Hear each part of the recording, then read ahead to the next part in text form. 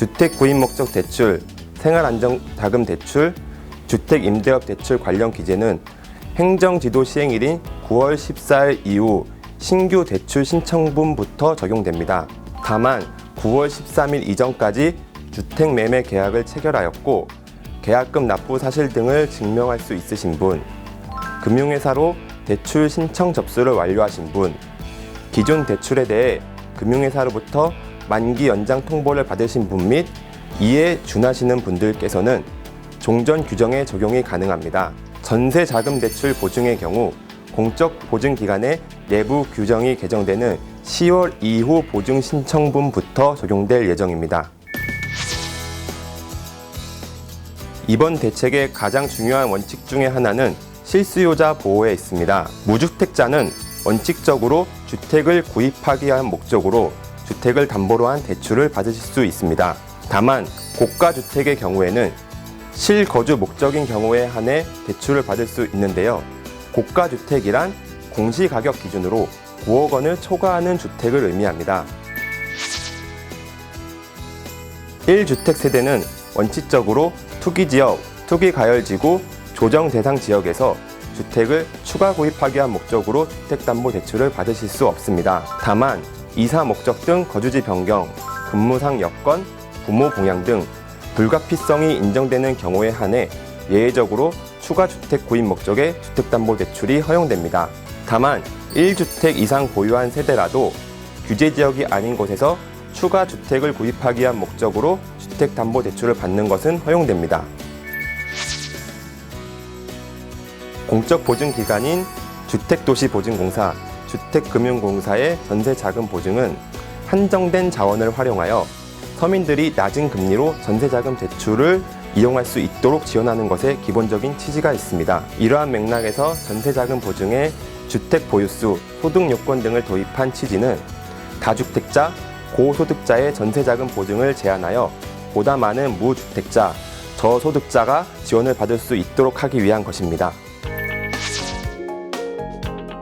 종합부동산세는 고액의 부동산을 많이 보유하신 분들께 세금을 좀 더 부담하도록 하여 보다 공평한 과세, 공정한 사회를 실현하려는 세금입니다.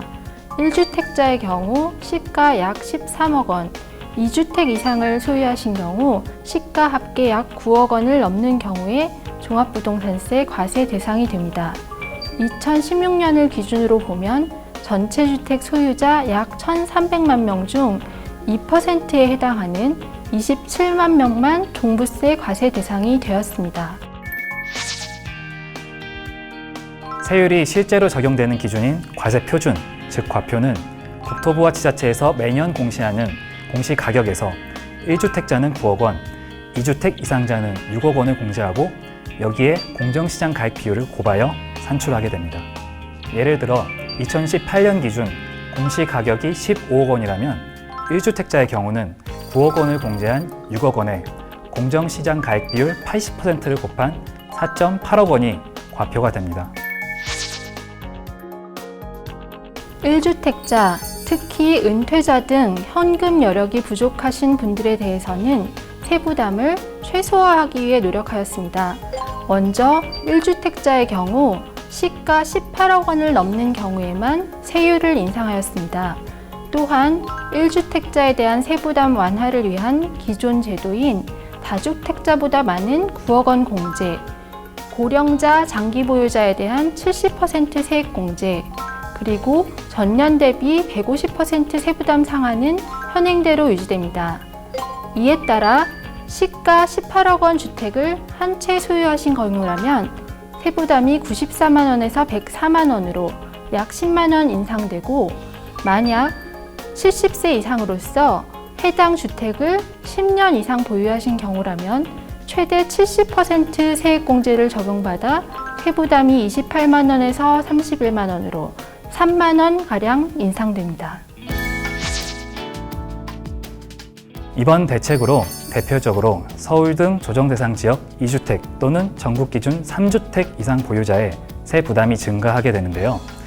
합산시가 19억 원, 공시가격 13억 원이고 과표 6억 원인 다주택 보유자는 연간 187만 원에서 415만 원으로 연간 228만 원이 오르게 되고 합산시가 기준 30억 원, 공시가격 21억 원이고 과표가 12억 원인 다주택 보유자는 연간 554만 원에서 1271만 원으로 연간 717만 원이 오르게 됩니다.